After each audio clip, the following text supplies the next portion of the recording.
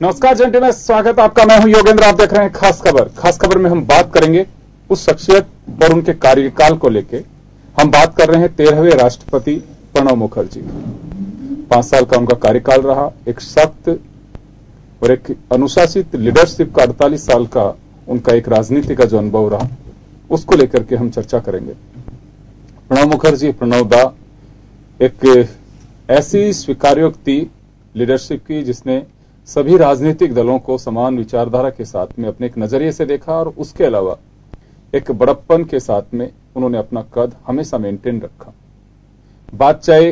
Finance minister रहते हुए हो या फिर दूसरी जो भी जिम्मेदारियां मिली हो वो वक्त रहा हो, या फिर राष्ट्रपति के नाते। राष्ट्रपति का कार्यकाल वर्तमान परिप्रेक्ष्य में यह चर्चा करना एक लाजमी होगा कि जब सरकारों की उम्मीदें राष्ट्रपति से या वर्तमान परिस्थितियों से इतनी ज्यादा बढ़ जाती हैं, उस वक्त अगर राष्ट्रपति अपनी भूमिका को लेकर के किस तरह से अपने एक स्तर को मेंटेन रखते हैं। प्रणब मुखर्जी अपना 5 साल का कार्यकाल निश्चित रूप से बड़े शालीन और एक देश को जो उम्मीद और एक राष्ट्र अध्यक्ष की जैसी भूमिका होनी चाहिए उस तरह से किया उन्होंने। कई ऐसी चीजें हैं जो शायद हो सकता है कि दर्शकों को मालूम नहीं होगा। पहली बार हिंदुस्तान की आजादी के बाद किसी प्रधानमंत्री के शपथ ग्रहण समारोह में सार्क देशों के शासनाध्यक्ष शामिल हुए। ये सहज नहीं था। प्रोटोकॉल की जिनको जानकारी है, शायद ये काम ना बीजेपी के स्तर पे हो सकता था, ना देश के नए बनने वाले प्रधानमंत्री जो शपथ लेने से पहले उन्हें किसी तरह का कोई अधिकार नहीं था, वो सार्क देशों के शासनाध्यक्षों को बुलाने में सक्षम थे। लेकिन ये प्रणब मुखर्जी थे जो नरेंद्र मोदी की इच्छा को पूरी की उन्होंने। वहीं से एक पार्टी लाइन से ऊपर उठ करके एक बात शुरू होती है, और शायद यही वजह रही कि नरेंद्र मोदी ने बड़ी तारीफ भी की और कहा कि हमारे संबंध जिस तरह के हैं केवल प्रधानमंत्री और राष्ट्रपति के नहीं, मेरे मार्गदर्शक के रूप में प्रणब मुखर्जी रहे हैं। ये कुछ ऐसी बड़प्पन की चीजें। लेकिन कई बार कांग्रेस के अंदर खाने से समीक्षकों ने भी बात उठाई कि अध्यादेश को प्रणब मुखर्जी ने लौटा है, क्यों नहीं। अरुणाचल प्रदेश, उत्तराखंड का जब मामला आया तो उस वक्त प्रणब मुखर्जी की भूमिका को लेकर चर्चाएं रही। लेकिन हमारे संविधान ने कुछ ऐसे अधिकार सरकारों को दिए हैं, अगर कैबिनेट एक अध्यादेश को दोबारा पारित करती है तो राष्ट्रपति को साइन करने ही होते हैं। तो उनका साफ कहना था। मैंने किसी एक इंग्लिश पेपर में एक आर्टिकल पढ़ा था जब प्रणब मुखर्जी को कोट करके कहा था, जब दुर्गा पूजा के लिए वो बंगाल गए थे तो उस दौरान कि आप इस अध्यादेश को लौटाते क्यों नहीं है, तब उन्होंने कहा कि सरकार को इस तरह के अधिकार दिए हुए हैं, उसमें ज्यादा बहस से कोई फायदा नहीं है, एक दिन की सुर्खियों में बनने से होगा क्या। चलिए इसी को लेकर के हम चर्चा करेंगे, और इस मुद्दे पर चर्चा करने के लिए हमारे साथ वरिष्ठ पत्रकार और समीक्षक ओम सैनी साहब, महेश शर्मा जी हैं, कांग्रेस से अर्चना जी हैं, और पंकज जोशी साहब भाजपा के सीनियर लीडर हमारे साथ में। आप सभी का स्वागत है। मैं वो आखिरी उनका जो भाषण था जिसमें उन्होंने अध्यादेश को लेकर के जिक्र किया और कुछ महत्वपूर्ण बिंदुओं पे उन्होंने प्रकाश डाला, वो एक बार आपको सुनाऊंगा, उसके बाद हमारे पैनल पे लौटेंगे। I have received much more from the country than I have given. For that, I will remain ever indebted to the people of India. I congratulate and extend a warm welcome to Sri Ramnath Kovind, the President to be, and wish him success and happiness in the years to come. Fellow citizens, our founding fathers, with the adoption of Constitution, set in motion powerful forces that liberated us from the stranglehold of inequity in gender, caste and community, along with other fetters. तो चलिए, आपने सुना खासकर प्रणब मुखर्जी अपने अंतिम संबोधन में भी बात कर रहे हैं कि बहस का एक प्लेटफॉर्म है पार्लियामेंट, उसमें बहस होनी चाहिए, और बहस जनित में होती है तो उसके कुछ सार्थक परिणाम भी सामने आते हैं। उन्होंने ये भी एक नसीहत दी है कि आने वाली सरकारों को और वर्तमान सरकार को कि अध्यादेशों को विशेष परिस्थितियों में ही लाना चाहिए। बहस के जरिए जो सरकार को पावर मिली हुई है उसके जरिए ही कानून बनाए जाने चाहिए, अध्यादेशों को थोपा नहीं जाना चाहिए। चलिए हम चर्चा शुरू करते हैं। ओम जी, प्रणब मुखर्जी के कार्यकाल को अगर हम देखें, 5 साल पर प्रकाश डालें, ये यहां पे चर्चा करना लाजमी इस वजह से है कि अभी जिस तरह की स्थितियां बनी हुई हैं सरकारों की, उसमें राष्ट्रपति की भूमिका को लेकर के भी लोगों की बड़ी नजर होती है कि वास्तव में इस स्टेप पे कैसी भूमिका होगी, क्योंकि प्रणब मुखर्जी ऐसे राष्ट्रपति भी रहे कि जिन्होंने दो विचारधारा की सरकारें देखी, यूपीए गवर्नमेंट भी देखी उन्होंने, और वर्तमान सरकार अपनी एक विचारधारा के साथ है। वो दोनों यानी कि एनडीए और यूपीए दोनों का कार्यकाल से वो वाकिफ रहे और अपनी भूमिका को लेकर के। तो 5 साल का कार्यकाल अगर उनका हम देखें। देखिए योगेंद्र जी, आपने बहुत बेहतरीन बात पूछी है और मैं इसमें कुछ बड़े कटु क्या कहते हैं प्रसंग है जिनकी याद करना बड़ा जरूरी है। श्रीमती गांधी जब शासन में आई तो उन्होंने शासन में आने के साथ में ही सारे मुल्क में समाजवाद की स्थापना और समतावादी समाज की स्थापना की बात को बहुत आगे बढ़ाया। उस आगे बढ़ाने के रास्ते में जो पहली बार किसी जिसे कहना चाहिए कि कैपिटलिज्म के किसी उसको जो जगह मिली, धीरूभाई अंबानी के जन्मदाता के रूप में मैं याद करता हूं कि कॉमर्स मिनिस्टर के रूप में सबसे पहले जिन्होंने जगह दी वो कॉमर्स मिनिस्टर के रूप में प्रणब मुखर्जी ने ही धीरूभाई अंबानी को जगह दी थी। पहले तो ये। दूसरा ये कि जो अमर्त्य सेन का जो विकास का जो मॉडल रहा, उस मॉडल को बिल्कुल मनमोहन सिंह अडॉप्ट कर रहे थे यूपीए 1 में भी और यूपीए 2 में भी, लेकिन उसमें जो परिवर्तन के दृश्य नजर आए और कैपिटलिज्म और कॉर्पोरेट को जो प्रोटेक्शन का सिलसिला मिला, वो निश्चित रूप से हमारे वर्तमान राष्ट्रपति जो निवर्तमान राष्ट्रपति के खाते में जाता है। और साथ साथ में बड़ा आश्चर्यजनक लगता है ये सब सिलसिला के ऐसा क्यों होता रहा। और इन सारी बातों से मेरा ख्याल है कि यूपीए को और कांग्रेस को जितना नुकसान हुआ है जाने अनजाने में, मुझे नहीं मालूम कि ये कैसे हुआ, लेकिन ये राजनीति शास्त्र के विद्वान थे, ये अर्थशास्त्र के विद्वान नहीं थे, लेकिन फाइनेंस पे और कॉमर्स पे जिस तरीके से इन्होंने अपनी पकड़ बनाए रखने का सिलसिला किया, उसके नुकसान बहुत हुए। उसके नुकसान में ये भूल गए कि जगदीश भागवती का जो मॉडल है डेवलपमेंट का, जो आज भारतीय जनता पार्टी अडॉप्ट करके चल रही है, और दूसरा मॉडल जिसको कि कांग्रेस अडॉप्ट करना चाहती थी इस एशियन संदर्भ के अंदर, अमर्त्य सेन का, उसको मनमोहन सिंह अडॉप्ट करने जा रहे थे। लेकिन उनमें जो परिवर्तन हुए हैं उसके लिए कहा जाता है, कोई तथ्य तो अभी मैं दे नहीं सकता, प्रारंभ तो जरूर जानता हूं कि धीरूभाई अंबानी और सुब्रमण्यम को जगह देने वालों में प्रणब मुखर्जी ही थे। और साथ साथ में हमारे राष्ट्रपति के बारे में संविधान में बहुत सारी बातें लिखी हुई है। हमारा राष्ट्रपति रबड़ की मोहर नहीं है। हमारा राष्ट्रपति संविधान के संबंध में जब भी कुछ होता है तो ये चुनी हुई सरकार अगर संविधान से इतर जाकर के कुछ करने की चेष्टा करती है तो वो अलग तरीके से पेश आता है। के.आर. नारायण ने इन सारी चीजों को एस्टैब्लिश किया है। और जिस तरीके से आज जब लास्ट में उन्होंने कहा कि साहब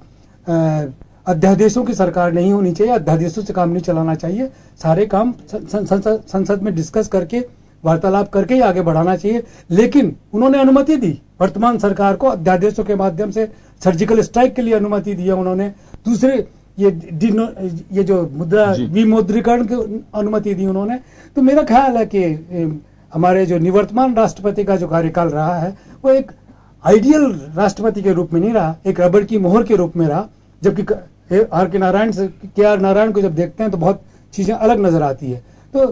बहरहाल बड़े भले रहे और यही वजह है कि प्रधानमंत्री को उनसे बड़ी सुविधा रही, इसीलिए उन्होंने कहा कि मेरे वो पिता तुल्य हैं, मेरे आदर्श हैं, मेरे वो है। बाकी कांग्रेस की फिलोसफी के साथ में जो आदमी आगे बढ़ता रहा उसको तो निश्चित रूप से वर्तमान शासन रुचिकर लगता नहीं, लेकिन उनको आखिर तक रुचिकर लगता रहा है। ये अजीब बात है, बड़ी कटु बात है निवर्तमान राष्ट्रपति के बारे में इस तरह की टिप्पणी करना, लेकिन इतिहास इसको इसी निगाह से देखेगा।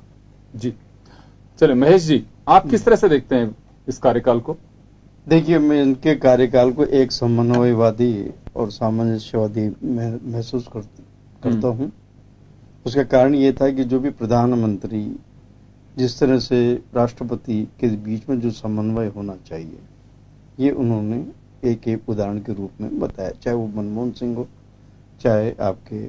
नरेंद्र मोदी हो। एक चीज। दूसरा, जो जिस रूप में जो एक आज जिस रूप में अर्थव्यवस्था को जो मॉडल कह सकते हैं किसी के रूप में भी, लेकिन जो वर्तमान जो सरकार जो नींव रख रही है, जिसकी ये जो आर्थिक सुधारों की ओर बता रहे हैं, तो वो निश्चित रूप से इसकी अवधारणा के केंद्र बिंदु में स्वयं राष्ट्रपति रहे हैं प्रणब मुखर्जी, चाहे जीएसटी का मामला हो, चाहे ये विमुद्रीकरण के मामले हो। तो इस दृष्टि से ये देखा जाए, क्योंकि और साथ साथ ही एक समन्वय के साथ साथ जो उन्होंने जो अपना जो कहना था, जो पूरा कि प्रधानमंत्री को क्या करना चाहिए, संसद को क्या करना चाहिए, देश को क्या करना चाहिए, एक बहुत बड़ा मैसेज अपना एक सारगर्भित दिया है। वो आपको सैनी साहब ने बताया कि वो मूलतः राजनीति से क्षेत्र से आए थे, पॉलिटिकल साइंस उसी तरह से। तो उस राजनीतिक शास्त्र के अध्येता होने के बाद में भी उनकी मतलब वो अपना चाहते छवि, तो इसमें कोई दो राय नहीं कि वो राजेंद्र प्रसाद जैसी छवि भी बना सकते थे, क्योंकि ये दोनों एक दो जो हैं जो राष्ट्रपति रहे वो उसी क्षेत्र से आए। बाकी रिमेनिंग अलग अलग जो है अलग अलग क्षेत्र से आए, अपने अपने उन्होंने एक्सपर्टीज, जैसे कलाम साहब का अपना एक अलग ही अंदाज था। तो ये सारी जो चीजें हैं ये तो उन्होंने बताई। दूसरी बात ये कहा है उन्होंने, अगर उनके जो लास्ट का जो भाषण दिया है उसमें जैसे आपने चर्चा भी हो गई कि सरकारें अध्यादेश लाने की प्रवृत्ति से बचे। ये उन्होंने बहुत अच्छी सलाह तो दी है, लेकिन स्थिति कि हमारे यहाँ पे राज्यसभा और मौजूदा जो स्थिति है उसमें स्थिति यह है कि लोकसभा में जो मौजूदा सरकार है उसका तो बहुमत है, लेकिन राज्यसभा में भी बहुमत नहीं है। ऐसी सूरत में सरकार बिल ला करके लोकसभा में तो पारित कर लेती है, लेकिन आगे नहीं कर पाती। तो एक ये मजबूरी, राजनीतिक मजबूरियां भी होती है, तो इसमें ये भी है। दूसरी जो उन्होंने सबसे बड़ी बात ये जो ये कही है कि संसद का जो समय है वो व्यर्थ जा रहा है, व्यर्थ इस अंदाज में जा रहा है कि वहां शोर शराबा, बहिष्कार के अलावा कुछ काम नहीं हो रहा है। तो ये सबसे बड़ी बात जो कही है, इस परेशानी को वो स्वयं भी महसूस करते थे, और जो उनके जिस अधिकार के जिस वो पद पे बैठे हुए थे तो उनका निर्देशन ज्यादा होता है, अधिकार बहुत होते हैं। ये तो नहीं कर सकते कि वो मतलब क्या कहते हैं किसी तरह से इस चीज पर रोक लगे। ये रोक कौन लगाएगा? ये हमारे माननीय जो राजनेता हैं वो ही इस पे रोक लगाएंगे कि समय की बर्बादी किस तरह से हम रोके। अब तीसरा उन्होंने जो सांसदों को, ये सांसदों के लिए भी सबक दिया है कि उनको क्या करना चाहिए, जरूरत की बात करना चाहिए और मूल मुद्दों पे बात करना चाहिए। आखिर वो जनता का विश्वास लेके आ रहे हैं। अगर आप शोर शराबे बहिष्कार करते हैं तो निश्चित रूप से जनता की आवाज के कत्ल कर रहे हैं आप। तो एक बहुत बड़ी बात उन्होंने ये कही अपने अनुभव के आधार पर। तो तीसरी जो अगर उन्होंने जो बात कही, सरकारों को तो जहां का अध्यादेश का सुझाव दिया, वैसे प्रतिपक्ष को भी दिया कि उनका कैसे आचरण होना चाहिए। साथ साथ ही जनता को भी उन्होंने कहा कि इस तरह के जो आजकल जो हमारे में असहिष्णुता की भावना पैदा हो रही है, चाहे जो हिंसा जिस रूप में भीड़ तंत्र की जो हिंसा की, ये बातें नहीं होनी चाहिए। हमारी संस्कृति, भारत की विशिष्टता है बहुलता और विविधता और सर्व सांस्कृतिक एकता। हमारा दर्शन, भारतीय समाज का जो दर्शन है उसके अनुसार हमें अहिंसा की ओर प्रेरित करता है, जो अहिंसा का मार्ग हम अपनाएं। तो ये बहुत बड़ी दार्शनिक उनका चिंतन जो है एक आम जनता के लिए भी उन्होंने दिया। तो एक समग्र एक राष्ट्रपति अंतिम जो है उनकी भावना, जो भी उन्होंने अभी तक का अनुभव किया वो ये बिल्कुल उजागर किया है। और साथ साथ ही मैं ये कह रहा हूं कि भले ही कोई व्यक्ति किसी भी का विषय का विशेषज्ञ नहीं होता, लेकिन कोई देश की दिशा को देने में एक आज की तारीख में पूरा विश्व जहां कारपोरेट सेंसेक्स बाजार सब जगह नस्दक हो, चाहे आपका अलग अलग बाजार की है, उसके उस व्यवस्था को, जो कि भारत में मिश्रित अर्थव्यवस्था है, तो निश्चित रूप से कॉर्पोरेट जगत को भी उतना ही प्रोत्साहन देने की जरूरत है जितना कि और दूसरे समानता समाजवादी व्यवस्था की आवश्यकता है। तो ये है कि हमारी जो मिश्रित अर्थव्यवस्था के जो मूल आधार है उसमें ये भी एक जरूरी है। ये जीएसटी का जो किया गया, ये आपको अभी आर्थिक रूप सुधार के रूप में नजर आ रहा है, लेकिन कहीं ना कहीं ये देश को एक सूत्र में जोड़ने का एक तरीका है। इसमें अभी और भी कई चीजें हैं जो समय के हिसाब से इसमें बदलाव आएगा और सुझाव आएंगे, बेहतरी के लिए एक प्रयास होगा। जी अर्चना जी, देखिए प्रणब मुखर्जी ने सत्ता पक्ष और प्रतिपक्ष यानी कि विपक्ष दोनों को एक तरह से नसीहत दी है। सरकार किसी की भी बने, कोई स्थायी सरकार का नहीं, हमारे लोकतंत्र में व्यवस्था इसी तरह की है। अध्यादेश को लेकर के वो कई बार इस बात का जिक्र कर चुके हैं। एक बार जब नरेंद्र मोदी सरकार के अध्यादेश को लेकर के एक मंत्री को बुला भी लिया था उन्होंने कि इसकी आवश्यकता क्या पड़ी है, इस पर बहस करके आप बिल बना सकते हैं, लेकिन अरुण जेटली बाद में वापस गए और यही वजह रही कि उन्होंने दुर्गा पूजा के दौरान किसी मित्र से शेयर भी किए बात है कि आप ऑर्डिनेंस को लौटा क्यों नहीं देते हैं, कि सरकार के पास में बहुमत है, दोबारा मंत्रिमंडल में पास होगा और मेरे को साइन करने पड़ेगी, मेरी अपनी बाध्यता होगी, तो इससे बढ़िया है कि चलिए करिए। दूसरा प्रतिपक्ष को भी कहा है कि आप बहस के जरिए आप मुद्दे लेकर के आइए, रूल्स में आइए। तो उनकी कहीं पीड़ा थी कि अध्यादेश भी कोई बहुत अच्छी व्यवस्था नहीं है और इसका अगर ऐसा होने लगेगा तो फिर कभी कैबिनेट के महत्व, पार्लियामेंट का महत्व खत्म होगा और पार्लियामेंट का महत्व बना रहे, प्रतिपक्ष को भी बाध्य करना चाहिए सरकार को बहस के लिए। देखिए योगेंद्र जी, यदि प्रणब मुखर्जी की बात करें तो वो एक स्टेट्समैन थे और उनका एक बहुत लंबा सार्वजनिक जीवन रहा। उसको पूरा करके फिर वो राष्ट्रपति के पद पर आए। उन्होंने राष्ट्रपति का जो भवन था या राजभवन था उसको संवाद का केंद्र बनाया और जीवंतता उसको प्रदान की। और उसके माध्यम से उनको सिर्फ ये नहीं थे कि वो एक राष्ट्रपति के तौर पर एक दूरी बनाकर और उस डेकोरम को ही उन्होंने कायम किया, उन्होंने हर व्यक्ति के साथ संवाद स्थापित रखा। भारत के संविधान के जो रियल कस्टोडियन थे उसके रूप में हम उनको देखते हैं।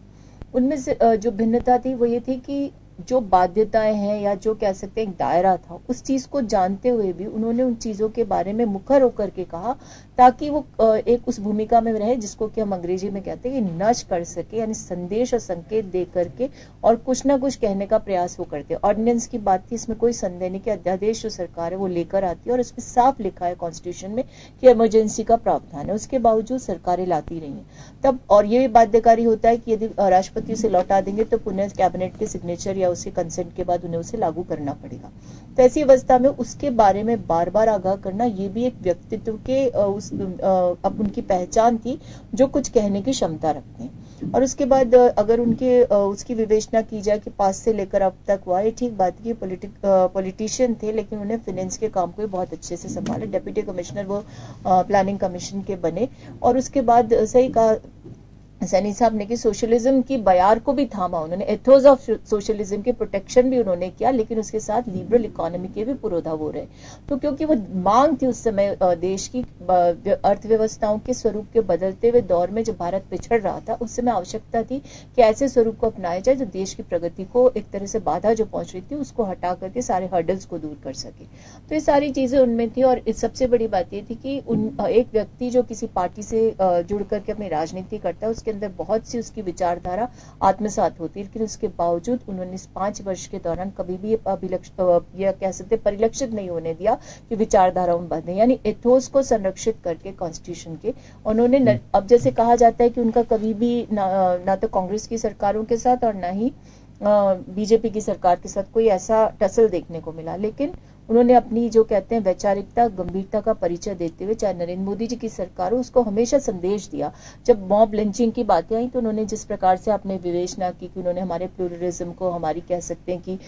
विविधता को संरक्षित रखने के लिए बार बार कई मंचों का इस्तेमाल किया और वही मंच थे जिनसे कि संकेत लेकर नरेंद्र मोदी जी बाध्य हुए कि उनको भी ये कहना पड़ा कि साहब ये सारी प्रवृत्तियां जो है समाज कंटकों का एक तरह से हथकंडा है।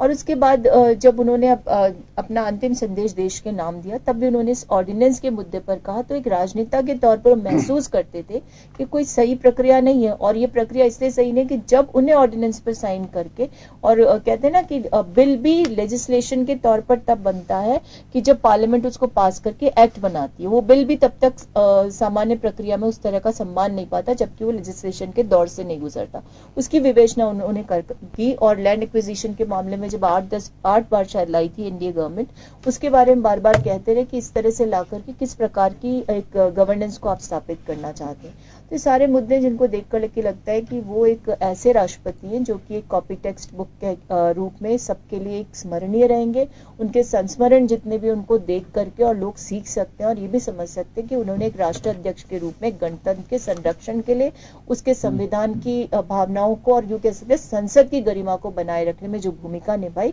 वो सबके लिए अनुकरणीय रिस्पेक्टिव ऑफ पॉलिटिकल एफिलिएशंस। जी पंकज जी, आपके पास में आना चाहूंगा। वैसे तो देखिए आपकी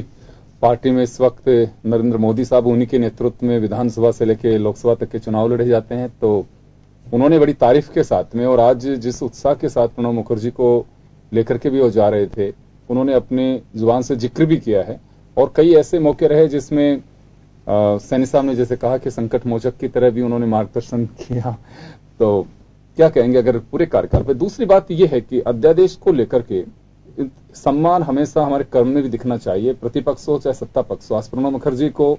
हम उनके रेस्पेक्ट कर रहे हैं, उनके कार्यकाल, उनकी कार्यशैली, इसको लेकर के, और इसमें कोई संदेह नहीं है कि प्रेसिडेंट के रहते हैं उनकी कुछ मजबूरियां ऐसी रही होंगी जिनको लेकर के समीक्षकों ने ये बात भी कही कि वो ऐसा कर सकते थे, बट बहुत सारी कई चीजें होती हैं कि जो नहीं कर पाते हैं। लेकिन जब रेस्पेक्ट हम तब देते हैं कि वास्तव में उनके कहे सिद्धांतों अनुसार या फिर जो आईना हमें दिखाते हैं उसको फॉलो भी करें। जैसे अध्यादेश की बात है, चाहे प्रतिपक्ष की बात करें, तो हंगामे की जो बात कही है उन्होंने, देश की जनता से भी उन्होंने अपील की है कि एक भीड़ का हिस्सा अपराध की प्रवृत्ति में मत बनाइए। जैसे कथित गोभक्तों को लेकर के कई बार इस तरह की बातें आती हैं। उन तमाम पहलुओं को, समसामयिक जो घटनाएं हैं उन्हें अपने भाषण में डालने की कोशिश की। अब देश को फॉलो करना है, चुनी सरकारें किस तरह से इस पर रिएक्ट करती हैं। नहीं योगेंद्र, इसमें दो राय वाली बात नहीं है, कोई संशय नहीं है कि उनका जो कार्यकाल था वो एक बेहतरीन कार्यकाल था, इसमें कोई दो राय वाली बात नहीं। दूसरी बात जो लगातार, क्योंकि मेरे ख्याल में प्रणब मुखर्जी का वो ऐसे राष्ट्रपति थे जिन्होंने बहुत समय तक जो है संसद की कार्रवाई को बहुत नजदीक से देखा, उसका एक हिस्सा बने, क्योंकि उसका हिस्सा बनने के साथ साथ उनको पता था कि बेसिकली कि उन चीजों में जो पहले थी अब थी उनमें कितने फर्क आ रहे हैं, किस तरीके से होना चाहिए। और लगातार वो बार बात इस चीज की भी करते रहे। पिछली बार भी आप देखें तो दो चीजें उन्होंने, उससे पहले 2 दिन पहले जब उनका एक स्टेटमेंट तब भी उन्होंने एक चीज कही थी कि देश की जो हमारा जो देश की जो बेसिकली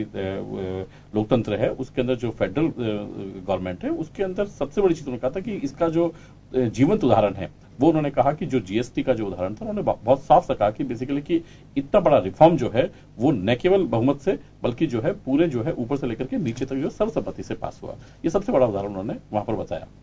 तो ये मैं कह रहा हूं कि जो चीजें आप हर एक चीज की बात बिल्कुल ठीक है कि कोई चीजें जिन्होंने कहा कि अध्यादेश होने चाहिए, बिल्कुल बात ठीक है, लेकिन कई ऐसी चीजें होती है जैसे आपने कहा कि अभी महेश जी ने कहा कि बेसिकली कि जहां बहुमत नहीं है अध्यादेश में, तो कोई भी कार्य जो बेसिकली देश के हित में है जो चीजें वो रोक नहीं सकते, इसलिए उस चीजें जो है लगातार लेकर। उसके बाद उन्होंने खुद ने भी कहा कि प्रतिपक्ष जो है वो जो है हमेशा जो शोर शराबा कर रहा है, जो ये कर रहा है, उसका नुकसान जो है वो प्रतिपक्ष खुद को भी हो रहा है और देश को भी हो रहा है। लेकिन पंकज जी एक चीज मैं क्लियर कर देता हूं, उनकी जो पीड़ा है या उनके जो कथन है वर्तमान सरकार और वर्तमान प्रतिपक्ष कोई कोर्ट नहीं है, एक परंपरा की उन्होंने की कि हमारे यहाँ पे इस तरह का एक परिस्थितियों को क्रिएट किया जाता है कि हंगामे की वजह से समझा जाता है कि लोकसभा या विधानसभाओं में कोई काम नहीं हो सकता। दूसरा, अध्यादेश के बिना सरकार समझती है कि हमारा काम नहीं चल सकता। तो उनका कहने का मतलब यह था कि जो कुछ हो रहा है वर्तमान में, यानी कि चाहे पूर्ववर्ती सरकार का भी जिक्र हो, वो उचित नहीं हो रहा, और भविष्य में अगर हम इसी तरह से फॉलो करेंगे तो लोकतंत्र को हम कमजोर कर रहे हैं। हाँ नहीं देखिए, वो तो कहा ना कि भाई जो बेसिकली न्याय का मंदिर है, जो चीजें हैं वहां पर बेसिकली जो चीजें हैं वहां बहस होनी चाहिए, और बहस होने के बाद उसके रिजल्ट्स आने चाहिए, और रिजल्ट्स आने के बाद बात होनी चाहिए, लगातार कहते रहे हैं। और इसी चीज को आप हमेशा देखे हैं तो हमेशा सरकार ने यही बात कही, और इसी बात का जो है खुद जो है प्रधानमंत्री जी ने भी कहा कि बार बार कहा कि जो समय है वो समय जो है इस चीज में जाहिर नहीं होना चाहिए, उसमें बहस होनी चाहिए और उसके जो है आउटपुट्स आने चाहिए। जी ओम जी, एक बात यहां कहनी पड़ेगी कि कुछ सबक लेने वाली बात रहेगी। प्रणब मुखर्जी देखिए बहुत ही एक अच्छी लीडरशिप थी, नसीहत जो उन्होंने दी, चाहे प्रतिपक्ष को दी हो चाहे सत्ता पक्ष को दी हो, क्योंकि मुझे ऐसा लगता है कि भविष्य की चिंता है ये कि अध्यादेश का जो एक पैटर्न इस तरह से बन गया है कि कोई काम नहीं हो रहा है तो उस पर एक बार के लिए 6 महीने के लिए आप जारी कर दो। नहीं, देखिए मैं योगेंद्र जी, मेरी सुई वहीं अटकी हुई है। मैं कुल मिलाकर के ऐसा मानता हूं कि भारत का राष्ट्रपति हमारे संविधान का रक्षक, का कस्टोडियन है, जैसे अर्चना जी बोल रही थी। और ये इसको सिर्फ 3 बार ही आजमाने की चेष्टा हुई है राष्ट्रपति के इस पद को। या तो राजेंद्र बाबू के साथ में जब पंडित जवाहरलाल नेहरू जिस तरह के समाजवादी समाज की स्थापना यहाँ पर करना चाहते थे उसमें कहीं उग्र होते थे, तो राजेंद्र बाबू ने बहुत बार टोका है 5 साल के 5 साल के उस शासन के अंदर। ठीक उसी तरीके से जब दूसरी बार जब अटल बिहारी वाजपेयी जब यहाँ के प्रधानमंत्री बने, फिर एक वैचारिक परिवर्तन का सिलसिला आया, और फिर उस वक्त जो राष्ट्रपति थे नारायण, उनको भी ये सब मुश्किलों का सामना करना पड़ा, और उन्होंने बड़ी जिम्मेवारी के साथ में भारत के संविधान की रक्षा के लिए अपने आप को आगे किया। तीसरी बार जब नरेंद्र मोदी इस देश के प्रधानमंत्री बनते हैं, उन्होंने जिस तरीके के परिवर्तन का सिलसिला किया, ये राष्ट्रपति बिल्कुल मौन रहा। मैं नहीं मानता कि इस राष्ट्रपति ने कस्टोडियन के तरीके से अपनी जिम्मेवारी निभाई हो। मैं मानता हूं कि जिस तरह का समाज हमें बनाना है उस समाज में और दुनिया की जैसी परिस्थितियां उन परिस्थितियों में जो परिवर्तन कर रहे हैं उन पे इनको संकेत देने चाहिए थे। इन्होंने मौन धारण किया और जाते वक्त जो बात कही है उसके अलावा इन्होंने कभी भी कोई ऐसी बात नहीं की जिससे ऐसा लगे कि ये भारत के संविधान की रक्षा के लिए अपने आप को आगे कर रहे हैं। उसके लिए प्रतिपक्ष को ही लड़ना पड़ा जबकि उनको जरूरत पड़नी नहीं चाहिए थी। मैं ओम जी वापस लौटूंगा, एक छोटे से ब्रेक के लिए रुकूंगा। ब्रेक के बाद में वापस से आपसे इसी बात को लेकर के चर्चा करूंगा। एक छोटे से ब्रेक के लिए रुके।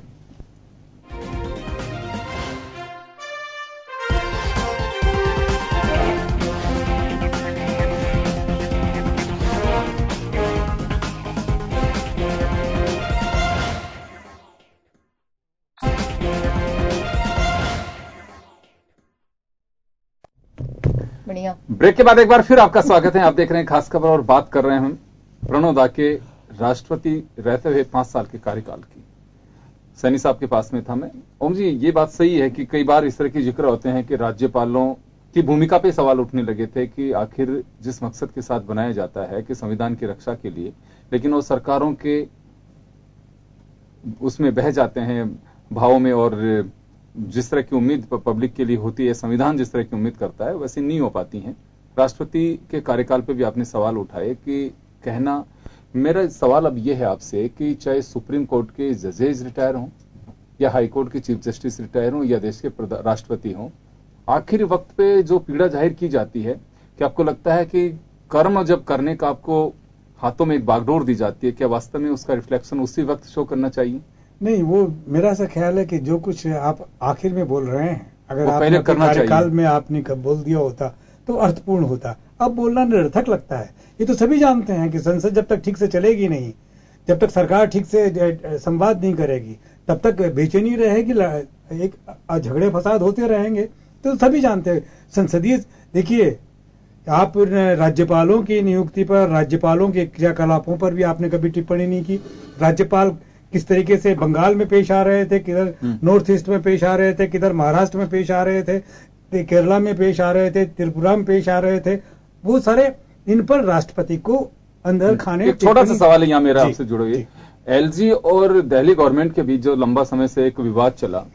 चुनी हुई सरकार है, क्या इसमें आपको लगता है कि समय रहते प्रणब मुखर्जी को इस पे कोई दखल करना चाहिए था? समय रहते दखल करना चाहिए था। अरे बताना चाहिए था कि संसदीय परंपरा को आगे बढ़ाने के लिए, संघीय सरकार के हैसियत से हमें काम करने के लिए प्रधानमंत्री को किस तरीके से हस्तक्षेप करना चाहिए। बहुत बड़ा रोल होता, मैं कहता हूं। अगर प्रणब मुखर्जी के पास में इतना मौका था कि अपने आप को ये साबित कर सकते थे कि वो कस्टोडियन है कॉन्स्टिट्यूशन के, वो सिर्फ नाम मात्र की रबड़ की मोहर नहीं है कि भारत के राष्ट्रपति से सारे काम हो रहे हैं, नाम से काम हो रहे हैं, लेकिन हकीकत में क्या हो रहा था, उस हकीकत को उन्होंने अपने कॉन्स्टिट्यूशनल रिस्पॉन्सिबिलिटीज, मुझे ऐसा लगता है कि उन्होंने पूरी नहीं की। उन्होंने अपने आप को बिल्कुल नतमस्तक कर दिया, रबर स्टैंप बना के रखा अपने पूरे शासन के दौरान। और वो ये बड़ा दुर्भाग्य है कि जिन लोगों ने इनका राष्ट्रपति पद के लिए चयन किया कांग्रेस पार्टी के अंदर, वो लोग नहीं समझ सके। जबकि मैं समझता हूं कि जो मतलब जो कांग्रेस पार्टी की राष्ट्रीय अध्यक्ष है वो तो ठीक से जानती थी कि उनके जब राजीव गांधी प्राइम मिनिस्टर बने तो उससे पहले क्या स्थितियां थी और कैसा था।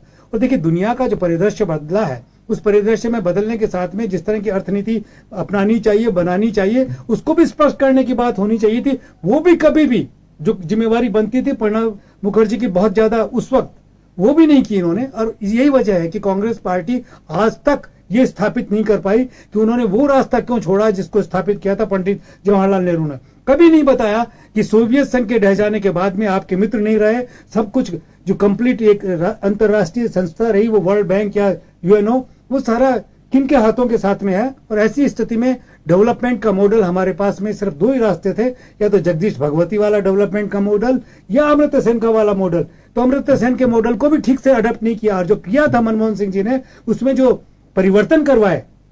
जो यूपीए 1 के वक्त में, चूंकि आपके पास में वामपंथी पार्टियां थी तो आपने कॉमन मिनिमम प्रोग्राम के साथ में अपने आप को आगे बढ़ाया, लेकिन यूपीए 2 में तो उन्होंने पूरी तरीके से इसका जो अर्थनीति बनी, उसमें मुझे ऐसा लगता है। और ये बिटर बातें इसलिए याद आ रही हैं कि हमें आज उनका मूल्यांकन करना है। तो राष्ट्रपति के रूप में तो एक रबड़ की मोहर रहे, और साथ साथ में राजनेता के रूप में मेरा ख्याल को जुगाड़ू रहे और अपॉर्चुनिस्ट रहे।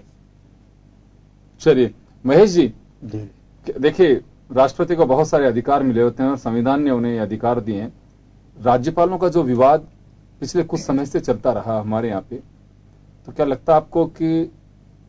स्वयं प्रसंज्ञान लेकर के इस परिस्थिति के लिए मार्गदर्शन सरकार का कर सकते थे, सरकार को कोई निर्देश दे सकते थे? क्योंकि ओम सैनी साहब ने जो एक सवाल खड़ा किया है, और सवाल एक प्रत्यक्ष में दिखाई भी देता है कि आप समय रहते अगर किसी काम को नहीं कर पाओ तो आखिरी वक्त में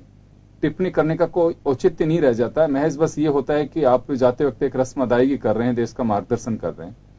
नहीं, ये जो बिल्कुल बात सही है कि उन्होंने राज्यपाल के मामले में भी कोई ज्यादा चाहते तो कर सकते थे, उन्हें अधिकार था, अधिकार था बिल्कुल। साथ साथ इसमें कई और चीजें हैं कि अगर अब उत्तराखंड वाले मामले में अगर देखें तो वहां पे हाईकोर्ट को मतलब क्या होता ना हस्तक्षेप करना पड़ रहा है। अरुणाचल वाले मामले में भी उनको मतलब सरकार की जो उनकी जो सरकार की जो के अनुसार जो चले, तो ये निश्चित रूप से एक कुछ लोग इसे अवसरवादी बता सकते हैं, तो लेकिन इसको समन्वयवादी भी कह सकते हैं। लेकिन अगर उस पद की मर्यादाओं को और उसकी गरिमा को देखें तो वो उसके उपयुक्त वैसा आचरण नहीं रहा, इसमें कोई दो राय नहीं। इसके कुछ भी आप कह सकते हैं, लेकिन जो उन्होंने जो अपनी जो फीलिंग्स है उस समय उनको स्टेप लेना चाहिए था, नहीं ले पाए। लेकिन उन्होंने शायद हो सकता है कि अपनी जो भूलें हैं, आदमी उसको भूलों को भी दूसरे रूप में बता सकता है। तो उन्होंने एक बार फिर जब जो अपना भाषण जो दिया है, जो आम जनता के लिए जो दिया है, उसमें एक बात कही थी कि मैं संविधान मेरा धर्म ग्रंथ है और संसद मेरा मंदिर है और देश सेवा मेरी आपके जो मेरा मतलब कर्तव्य है। इन चीजों का अगर ये देखा जाए तो बहुत बड़ी फिलोसफी है इसमें छिपी हुई। और क्या परिस्थितियां रही, किस रूप में रही, ये भी उनके सामने बड़ी चुनौतीपूर्ण थी कि जिस तरह से ये देखा जाए कि जिस वो दल से आए थे, राजनीतिक दल से, उस दल की क्या स्थितियां हो रही थी और उनको किस परिवेश में क्या क्या जूझना पड़ा उसी पार्टी में। ये भी एक और अंदर भीतर से उसको असंतोष किसी भी रूप में रहा हो, चाहे वो दो बातें महेश जी, एक राष्ट्रपति पद पर रहते हुए आपकी भूमिका पार्टी लाइन से अलग हट करके है। अगर वास्तव में कहीं सही दिखाई देता है कि कहीं अन्याय हो रहा है तो उसके लिए खड़ा होना चाहिए, उसके लिए आपके अधिकारों को प्रयोग में लेना चाहिए। तो इसमें अगर पार्टी की भी बात नहीं है, अगर कोर्ट को जब लगा उत्तराखंड और अरुणाचल प्रदेश में कि वर्तमान सरकार ने जो स्टेप उठाया वो उचित नहीं है, तो प्रणब मुखर्जी उसमें दखल कर सकते थे उस वक्त। इसमें पार्टी की स्थिति नहीं है कि भाई कांग्रेस के सामने इस तरह की परिस्थितियां रही तो उसके लिए उन्हें आवाज उठाने, अगर उन्हें अधिकार था और उन्हें लगता था कि राष्ट्रपति रहते ये सब चीजें नजरअंदाज नहीं की जा सकती, हम इस तरह के घूंट नहीं पी सकते, तो क्या बोलना चाहिए था? तो बिल्कुल बोलना चाहिए था। बल्कि मैं ये कह रहा हूं आंख खोलने का वो उच्च न्यायालय के उस समय के फैसले में आप देखेंगे उसकी लैंग्वेज में मालूम पड़ रहा है कि कोई ये राजा का फैसला नहीं जो बदला नहीं जा सके। ये संविधान का जो मामला है, ये संविधान है, संविधान सर्वोच्च है। और अगर किसी से न्याय राष्ट्रपति भी गलत फैसला ले सकते हैं, उसमें साफ साफ लिखी है कि जो क्यों नहीं बदला जा सकता, उस फैसले को उन्होंने इंडिकेट भी किया था कि क्यों नहीं बदला जा सकता। अगर कोई नहीं बदल पा रहे हैं तो लिहाजा हमें हाई कोर्ट को संविधान के दायरे में ध्यान में रखते हुए इसको बदलने के लिए उन्होंने बात की। तो वो जो फैसला जो दिया वो अपने आप में एक उनको मतलब एक सबक,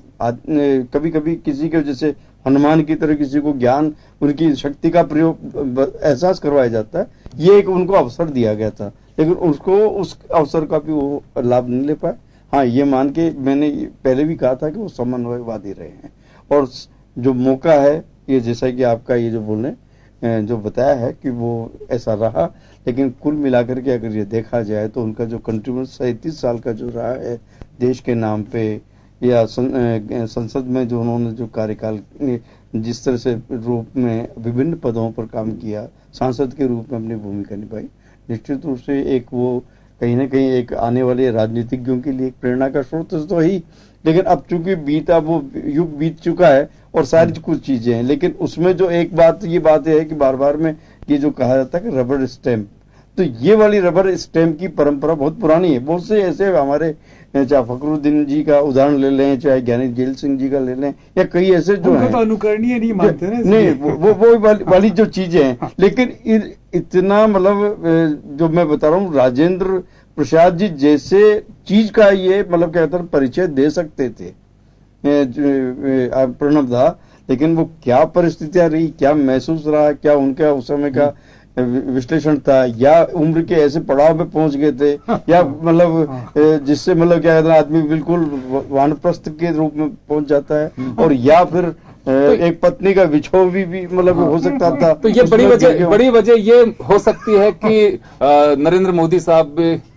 के बीच सामंजस्य रहा और एक प्रणब मुखर्जी बिल्कुल एक ऐसे संबंध रहे। तो मोदी साहब जिस तरह से तारीफ कर रहे हैं उसकी वजह यही रही है कि प्रणब मुखर्जी ने किसी तरह की कोई परेशानी वर्तमान सरकार के लिए नहीं होने दी। ये बिल्कुल समन्वय, मैंने कहा बिल्कुल समन्वय, प्रधानमंत्री से उनका समन्वय रहा, चाहे वो मनमोहन से रहा हो, चाहे आपके नरेंद्र मोदी से, उनके अनुसार वो चलते रहे, तो एक वो सुरक्षित भी रहे, न ज्यादा विवाद में फंसे, न विवाद क्रिएट किया। जी, ये बड़ी वजह ये रही कि नरेंद्र मोदी से तारीफ करते रहे। चले अर्चना जी, कांग्रेस के सामने बड़ी परिस्थितियां रही जब सरकारों को बीजेपी ने उत्तराखंड और अरुणाचल प्रदेश में जिस तरह से की गई स्थिति, पूरी कांग्रेस ने विरोध भी किया, कोर्ट भी गए। उस वक्त उम्मीद थी कि प्रणब मुखर्जी एक ऐसी लीडरशिप है कि जो वास्तव में अपने अधिकारों का प्रयोग करेंगे अगर उन्हें जायज लगता है। तो जब कोर्ट को जायज लग रहा था और उन्होंने टिप्पणी करनी पड़ी, मुझे लगता है कि किसी अदालत ने अभी तक कोई टिप्पणी नहीं की होगी राष्ट्रपति को लेकर के, गलती राष्ट्रपति से भी हो सकती है। देखिए, जब भी किसी शख्सियत के कार्यकाल की समीक्षा होती है तो दोनों ही बातें होती हैं, उसका एक उछला पहलू भी होता है और एक जिस पहलू को लेकर के हम चर्चा करें वो भी आता है सामने। लेकिन प्रणब मुखर्जी सिर्फ इसलिए कन्फ्रंटेशन लेते हैं कि वो कांग्रेस विचारधारा से निकले व्यक्ति थे, मुझे नहीं लगता, क्योंकि उनका एक व्यक्तित्व ऐसा था कि राष्ट्रपति बनने के बाद वो पार्टीसन होना नहीं चाहते थे, न दिखना चाहते थे। और देखिए, मैंने शुरू में भी कहा कि एक व्यक्ति जब किसी विचारधारा के से पोषित होकर के आगे निकलता है और उसका पूरा जीवन राजनीति में उस विचारधारा की कह सकते हैं बढ़ाने में रहा हो, उस व्यक्ति में वो विचारधारा स्वतः ही अंदर रहती है। लेकिन उसके बावजूद उनसे ऊपर उठकर, उन्हें दबाकर, कई बार ऐसी अर्जेज आई होंगी उनके मन में जब मॉब लिंचिंग होती है, जब राष्ट्रपति शासन का आगाज करती सत्ताधारी पार्टी, लेकिन राष्ट्रपति के तौर पर वो एक इस तरह की शख्सियत के रूप में नहीं जाने चाहिए थे। मैं समझती हूँ कि जिसने कभी विरोधाभासी बयान दिया हो या फिर इस तरह की स्थितियां उत्पन्न करी हो जो सरकार के सामने एक विरोधी के रूप में वो प्रस्तुत होते, मार्गदर्शक के रूप में सरकार के वो रहे और मार्गदर्शक के रूप में रहे। इसीलिए कई बार नरेंद्र मोदी जी को, कभी उनके वित्त मंत्री को, कभी उनके वरिष्ठ मंत्रियों को उनके सामने जाना पड़ा जब ऑर्डिनेंस पे साइन करने से उन्होंने मना किया। तो देखिए, राष्ट्रपति हमेशा संकेतों से अपना संदेश देकर जनता के बीच में एक कह सकते हैं संविधान के रक्षक के रूप में और एक पार्लियामेंट के उसकी जो मूल्य हैं उनके रक्षक के रूप में बहुत बार नजर आए। ये कहना कि अपने कार्यकाल के अंतिम पड़ाव पर उन्होंने सब बातें की, अब ये जो घटनाएं घट रही हैं जिस प्रकार की, जिसमें कह सकते हैं फंडामेंटल राइट्स के को कह सकते हैं कि उसके विरोध में कई बार स्थितियां उत्पन्न होती है, उस समय उन्होंने हर समय हर मंच पर अपनी बात को कह करके सरकार तक संदेश देने का काम किया। काम तो सरकार को ही करना है और वो ये भी नहीं चाहते होंगे, मुझे ऐसा लगता है कि सरकार के नीति निर्माण में हस्तक्षेप करें, क्योंकि एक सरकार जो निर्वाचित वो भी एक परंपरा गलत होगी फिर, और जो निर्वाचित सरकार अधिकार संपन्न होती है कि अपने नीतियों का निर्माण के बहुत से ऐसे मुद्दे, जब उन्होंने जीएसटी के बारे में जब ये सेशन आया था तो उन्होंने कभी भी ये नहीं शो किया कि जीएसटी को लेकर के कोई विरोधाभासी बयान दे। उन्होंने कहा इसमें कमियां हो सकती हैं, लेकिन ये जो चीज है इसको लेकर के विपक्ष और पक्ष को मिलकर के जीएसटी के बारे में विवेचना करनी चाहिए, क्योंकि ये इकोनॉमिक रिफॉर्म के तौर पर है, यूनिफिकेशन ऑफ कंट्री का एक संकेत है। लेकिन साथ ही उन्होंने कई मंचों से ये भी कहा, मैंने खुद ने उनके व्यूज को पढ़ा था, कि जीएसटी को जिस स्वरूप में लाना चाहिए था सरकार उसमें कमी छोड़ रही है। तो ये बयान देकर के उन्होंने एक राष्ट्राध्यक्ष के रूप में संकेत दिए सरकार को कि आपकी कार्यप्रणाली में कुछ खामियां हैं। अब देखिए, एक राष्ट्र का राष्ट्रपति, और वो भी सबसे बड़ी डेमोक्रेसी का, यदि वो निर्वाचित सरकार के खिलाफ निर्णय लेना शुरू करे और वो इस तरह से खड़ा हो जाए कि लगने लगे कि साहब ये सरकार के विरोधी के रूप में क्योंकि विचारधारा विशेष से प्रेरित है, तो किसी भी राष्ट्र के लिए सुखद नहीं हो सकता। उन्होंने अपनी उस गरिमा को, उस दायरे को, उस दायित्व को बखूबी निभाया और यही कारण है कि आज लोग ये कह रहे हैं कि राष्ट्रपति प्रणब मुखर्जी ने, जिन्होंने महामहिम शब्द हटाने के लिए एक इनिशिएटिव लिया, जिन्होंने आम जनता से संवाद की परंपरा को शुरू किया, जिन्होंने राष्ट्रपति भवन के कुछ कमरों को ऐसे संजो दिया जिसमें कि हम यूं कह सकते हैं इतिहास को वहां पर संरक्षित रखने की प्रक्रिया शुरू होगी, तो बहुत से ऐसे सुधारवादी कदम उन्होंने उठाए जो एक राष्ट्रपति के तौर पर हमेशा याद किए जाते रहेंगे। और मुझे लगता है कि आने वाले राष्ट्रपति के लिए बहुत से वो सीख दे करके गए किस प्रकार से उन्हें, क्योंकि जो श्री कोविंद है वो भी एक पार्टी और एक विचारधारा से पोषित होकर के यहाँ तक पहुंचे और ऐसे में प्रचंड बहुमत वाली सरकार जो उन्हीं की विचारधारा को आगे बढ़ा रही है। पर क्या लगता है आपको कि राष्ट्रपति को जहां लगता है कि चुनी हुई सरकार एक दूसरी चुनी हुई सरकार को अधिकारों का दमन कर रही है या उस पर अतिक्रमण कर रही है, तो क्या उस वक्त रबर स्टैंप की तरह ही रहना चाहिए या अपने कार्यकाल को निकालने का इंतजार करना चाहिए? देखिए, मैं समझती हूँ कि राष्ट्रपति भवन जो होता है वो उस तरह से एक राजनीतिक पार्टी या एक प्रधानमंत्री के कार्यालय की तरह काम नहीं करता। हो सकता है कि राष्ट्रपति जी ने उस समय प्रधानमंत्री को मार्गदर्शन दिया हो, कहा हो कि आपके सारे निर्णय उचित नहीं है। और जहां तक माननीय न्यायालय की बात है तो उसमें भी कोई दो राय नहीं है। उच्चतम न्यायालय के न्यायाधीश के निर्णय पर भी कई बार जब कहते हैं क्यूरेटिव पिटीशन लग जाती है, तब कहा जाता है कोई भी अल्टीमेट नहीं है, किसी का भी निर्णय जो है सही नहीं हो सकता, हमेशा उसको अल्टीमेट नहीं माना जा सकता। तो समीक्षा हर चीज की जा सकती है, लेकिन प्रणब मुखर्जी ने कभी भी झुक करके या सरकार की किसी भी नीति के आगे अपने आप को यूं कह सकते गौण बताने का प्रयास किया हो या दबने का प्रयास किया, ऐसा कहीं भी प्रतीत नहीं हुआ। चलिए पंकज जी, बहुत सहज रहा नरेंद्र मोदी का कार्यकाल, और यही वजह बताते हैं समीक्षा कि कभी कोई हर्डल बनकर के सामने नहीं आए। वो शायद यही वजह रही कि मोदी साहब के और उनके बीच समन्वय सामंजस्य बहुत ही बेहतर रहा। नहीं, देखिए, मैं कह रहा हूं कि राज में जो है, आप राज को बेसिकली जब लोकतंत्र है, लोकतंत्र के अंदर जब जनता से चुनी हुई सरकारें हैं, मतलब कह रहा हूं कि जब ट्रस्टीज है, यदि कोई संवैधानिक बात होती है तो डेफिनेटली कह रही बात सही है। अभी आपने कहा कि जब बेसिकली उत्तराखंड वाला मामला हुआ या अरुणाचल प्रदेश वाला मामला हुआ और जब दिल्ली वाला हुआ, दिल्ली वाले मामले में आप देखिए दोनों में जरूर एक डिसीजन आया, लेकिन दिल्ली वाले मामले में सारे डिसीजन जो है एलजी के पक्ष में गए और उसके बाद ऐसी पोजीशन हुई कि बेसिकली मेरा सवाल मैं ये कह रहा हूं, देखिए एक बार जो आप कह रहे हो वही, मैं ये नहीं कह रहा कि आप एलजी को समझाइए, चुनी हुई सरकार से भी अगर कहीं गलती हो रही है और एक जो संवैधानिक पद पे जो व्यक्ति बैठा हुआ है उसके अधिकारों को जो राइट्स संविधान से मिले हैं, अगर ये सोचे कि नहीं चुनी सरकार के राइट ऊपर होते हैं, संवैधानिक दायरे वाले व्यक्ति कम होते हैं, मैं ये नहीं कह रहा कि एलजी के साथ में अगर मुख्यमंत्री दिल्ली से भी अगर कहीं कोई हो रही थी, और जब देश में इस तरह की स्थितियां, देखिए अल्टीमेटली पब्लिक सफर करती है इन सब तमाम चीजों के अंदर, तो क्या उस दौरान एक ऐसी नजीर पेश करनी चाहिए थी उनको कि बिल्कुल ये जो हो रहा है सब ठीक नहीं हो रहा? नहीं, देखिए योगेंद्र जी में दो चीजें हैं। देखिए, जो चीजें आपने कहा कि एक तो क्या है कि राष्ट्रपति का पद ऐसा है कि वो सार्वजनिक रूप से जाकर के नहीं कर सकते, लेकिन हो सकता है कि जो भी उन्होंने बातें की हो, जो भी चीजें की हो, सरकार से समन्वय की हो, सरकार को जो भी उन्होंने बातें बताई हो, निश्चित रूप से उनकी पालना की गई हो। क्योंकि देखिए, मैं कह रहा हूं आपको कि कोई भी चीजें, अब आप कहें कि बेसिकली कि खाली ये चीज दिखाना कि सरकार से ऊपर है या सरकार से नीचे है या चुने हुए प्रतिनिधि से ऊपर है या नीचे है, ये नहीं है। क्योंकि दोनों का जो उद्देश्य था, जो बेसिकली सबसे बड़ी चीज थी, वो थी कि इन चीजों के हर्डल्स खत्म होने चाहिए, लोगों को जो है एक जन कल्याणकारी सरकार जो है होनी चाहिए, देश की प्रगति होनी चाहिए लगातार। जिन चीजों में आज जीएसटी की बात थी, मैं कह रहा हूं जीएसटी के अंदर उन्होंने कहा कि भाई कई चीजें जो थी कि उस रूप में लागू नहीं आ, क्योंकि जीएसटी बेसिकली फाइनेंस बिल था और फाइनेंस बिल के अंदर हमेशा हर एक बार जो है चेंजेस होकर आएंगे। तो जिस रूप में लागू किया गया, जिस चीज की गई, लगातार जिस देरी हो रही थी, लगातार इन चीजों को हो रही थी, उन्होंने खुद ने कहा कि ये बेसिकली जो फेडरल सरकार है उसका सबसे अच्छा उदाहरण है कि जिसके अंदर समन्वय बना करके आपने जो है इसको वो किया। इसके बाद नोटबंदी वाला जो मामला था उसमें भी उन्होंने कहा कि ये एक जो निर्णय था, एक कभी उन्होंने निर्णय के लिए नहीं कहा कि ये निर्णय खराब था, उन्होंने कहा कि ये निर्णय जो है बहुत पहले होना चाहिए था, लेकिन ये निर्णय निश्चित रूप से जो है इतनी बड़ी सरकार के ऊपर कि आज तक छोटी छोटी सरकारें जहां ये कठोर निर्णय नहीं ले पाई, जहां ये निर्णय लेने के अंदर हमेशा हम लोग कहीं ना कहीं दबे रहे, उन निर्णयों को यदि सरकार ले पाई तो निश्चित रूप से जो है मैं कह रहा हूं कि राष्ट्रपति जी ने जो है इनके अंदर ये कहा कि हाँ, ये जो है इस देश में जो है कठोर निर्णय लेने का समय है। प्रधानमंत्री जी ने कहा कि ये जो निर्णय है ये बिल्कुल जो है देश के पक्ष में है, देश के हित के अंदर है, इसीलिए बात में लगातार जो है उन चीजों को कन्विंस की गई, उन चीजों को बात की गई और इसी कारण से हमेशा समन्वय भी रहा। और उन चीजों को, क्योंकि वो खुद इतने टाइम से जो है राजनीतिक जीवन में थे, जो फाइनेंस की बात की राजनीतिक विषय और फाइनेंस, मैं कह रहा हूं कि आप यदि चाणक्य के टाइम से भी देखें तो मेरे ख्याल में जो है चाणक्य को भी अर्थशास्त्री के रूप में ही जाना गया था। बाद में जाकर के लोगों ने कहा कि ये जो है राजनीतिक के जो है वो पंडित हैं। तो मैं कह रहा हूं कि राजनीति और अर्थशास्त्र दोनों में आपस में इतना बड़ा समन्वय है कि दोनों के बिना जो है एक ओम सैनी साहब ने साहब कहा कि वो समन्वय के पंडित भी थे। समन्वय होना ही चाहिए।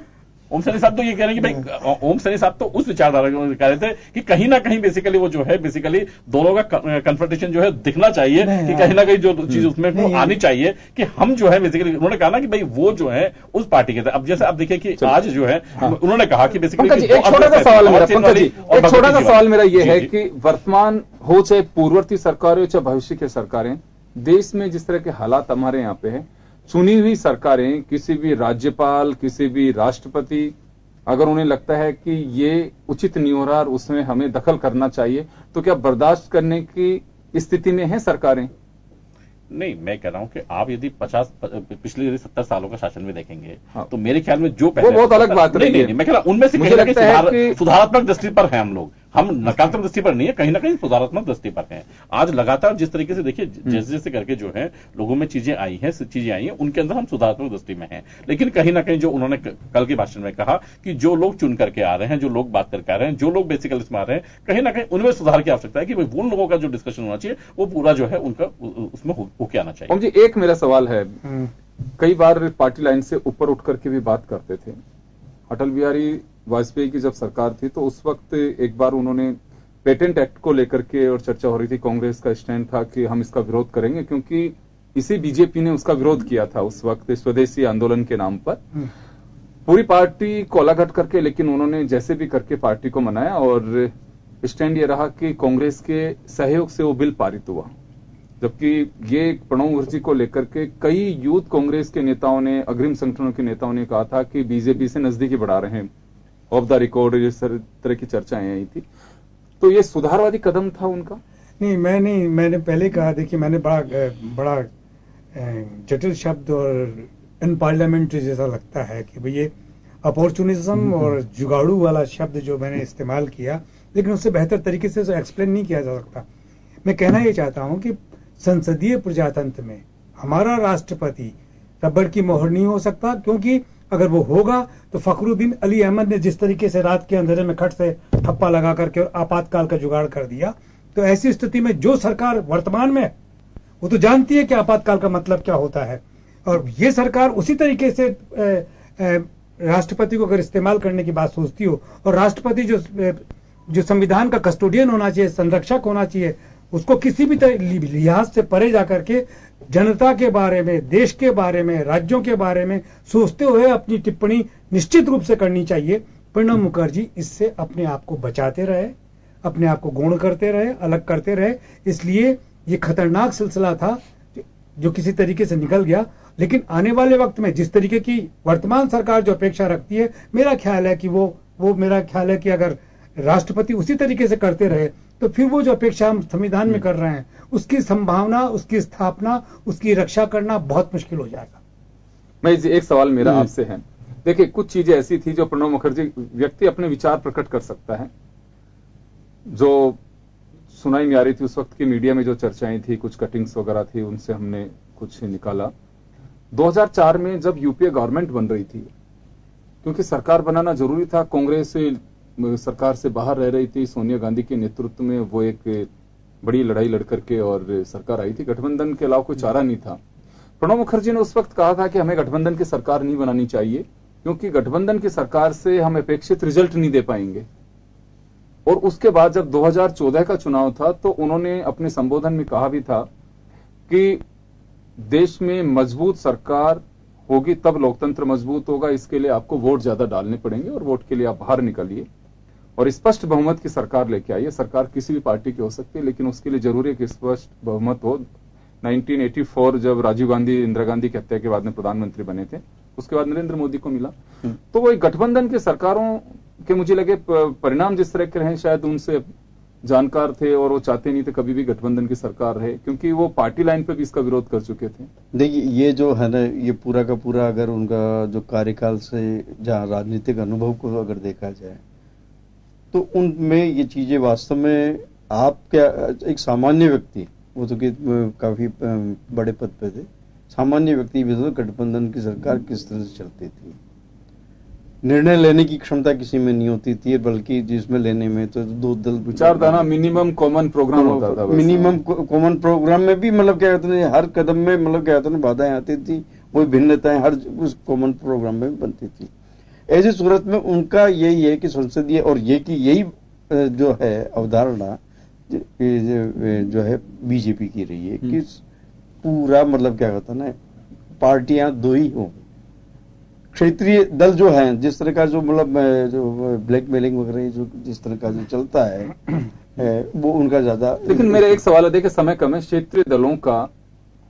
उदय जो हुआ वो भी कहीं ना कहीं केंद्र में बैठी सरकारों का पर्टिकुलर किसी क्षेत्रों को लेकर के जो उपेक्षा रही, वहीं पर लीडरशिप पैदा हुई और उसी लीडरशिप ने हमारे अपने वो लोगों के वॉइस बनी और इस वजह से क्षेत्र ये वाला जो है ना, ये जो है कि कहीं कोई भी सरकार मतलब एक लंबे अरसे तक आम जनता ने ये महसूस किया है कि ये गठबंधन की जो सरकारें हैं जो विफल और रिजल्ट नहीं दे रही हैं, और देश काफी पिछड़ भी रहा है। और तो इन चीजों को मतलब ध्यान वो चाहते थे कि देश के विकास के लिए एक सिंगल पार्टी, लार्जेस्ट पार्टी के रूप में आए और वो चुनाव क्लियर मेजोरिटी के साथ। ये मेरा सवाल इस वजह से महेश जी से था। ओम जी, मैं आपसे जानना चाहूंगा कि देखिए प्रणब मुखर्जी को लेकर के, क्योंकि 2004 में प्रणब मुखर्जी के लिए तो अवसर थे, उस वक्त कैबिनेट में मंत्री भी बने, वो हो सकता था कि एक चांस में प्रधानमंत्री भी बन सकते थे, क्योंकि सोनिया गांधी ने परिस्थितियों को देखते हुए अपनी पार्टी की आवाज को भी खारिज किया कि एक देश में ऐसे हालात नहीं बनने चाहिए, क्योंकि विदेशी मूल का मुद्दा उस वक्त सुषमा स्वराज, लालकृष्ण आडवाणी सब लोग उठा रहे थे और वो उस परिस्थितियों में पड़ना नहीं चाहती थी। तो क्या ये माना जा सकता है कि उस अवसर को उन्होंने ये कहा कि हमें चाहे सरकार नहीं बनाने का मौका भी मिले तो कोई बात नहीं, लेकिन गठबंधन से हमें बचना चाहिए? ये देखिए, ये तानाशाही रवैया है किसी भी मनस्थिति का। विभिन्नता की एकता वाले इस देश के अंदर विभिन्नताओं के साथ में समन्वय बिठाने की आपको राजनीति अगर नहीं आती है और उसके बाद में आप चाहते हैं कि आपको ऐसा बहुमत मिले कि आप वही करें जो आप चाहते हैं, तो अभी अगर भारतीय जनता पार्टी अपने हिसाब से जिस तरह का हिंदुत्व का नारा देकर के जो कुछ स्थापित करना चाहती है, तो क्या वो ठीक होगा? ऐसी स्थिति में हमारे पास में जो नैतिफाकियां हैं, जो प्रतिपक्ष है, उसका सम्मान करना, उसके साथ में समन्वय बिठाना हमें आना ही चाहिए। संसदीय परंपरा यही है और देश की संस्कृति का मूल है विभिन्नता में एकता। ऐसी स्थिति में मैं नहीं समझता कि कोई पार्टी बहुत बड़े बहुमत से विजयी होने, न तो राजीव गांधी ने ऐसा किया, न मिसेस गांधी ने ऐसा किया, जैसे ही उन्होंने ऐसा करने की चेष्टा की तो आपातकाल लगाना पड़ा उन्हें। ऐसी स्थिति में मैं नहीं समझता कि हमें बिल्कुल आप सही फरमा रहे हैं कि क्लियर मेजोरिटी जो है वो एक ये भी लेकर के आती है कि प्रतिपक्ष को आप उस सम्मान से वंचित कर रहे हैं कि जो वास्तव में जिसका हकदार लोकतंत्र में मिलता है, जिसका हक उसे लोकतंत्र ने दिया है, लोकतंत्र में मिलता है, संविधान ने उसे दिया है। वर्तमान आप सरकार पे एक टिप्पणी भी ये कर रहे हैं कि हमारे परंपरा गठबंधन की सरकार, अगर आपको लगता है कि कहीं कोई स्थितियां इस तरह की पैदा हो सकती है कि गठबंधन में कहीं कोई राजनीतिक दल टूट के तो नहीं चला जाएगा, हमारा एजेंडे में हम आगे कैसे जाएंगे। ये मैं जो जिक्र कर रहा था कि प्रणब मुखर्जी पेटेंट एक्ट के वक्त जब अटल बिहारी वाजपेयी का साथ दिया, तो ये एक फ्लोर मैनेजमेंट और एक ये कहूं कि एक राजनीतिक धरातल पे जो वास्तव में देश हित को दूसरी पार्टी पे आप किस तरह से थोपेंगे नहीं, उस विचारधारा को आप अपने साथ कैसे जोड़ सकते हैं कि संवाद के जरिए। मुझे लगता है कि एक बहुत ही बेहतर डायलॉग था वो, और एक वक्त भी था जिसकी भी एक आवश्यकता है कि आपके पास में अगर प्रचंड बहुमत भी नहीं है तो रास्ते बहुत सारे निकलते हैं। अगर कुछ नहीं है तो इसी देश की चुनी हुई सरकारों ने बहुत सारी नजीरें पेश की हैं जो अगर वर्तमान सरकारों के लिए एक मार्गदर्शक के रूप में काम आ सकते हैं अगर उन्हें फॉलो करें तो। खैर चलिए, यही कहना चाहेंगे कि प्रणब मुखर्जी का 5 साल का कार्यकाल बिना किसी विवाद के रहा। समीक्षकों का यह मानना है कि समय रहते अगर वो ये बातें करते और उस समय उसको रबर स्टैंप बनकर के नहीं रहते, उन्हें अमली जामा पहनाने की कोशिश करते, तो शायद 24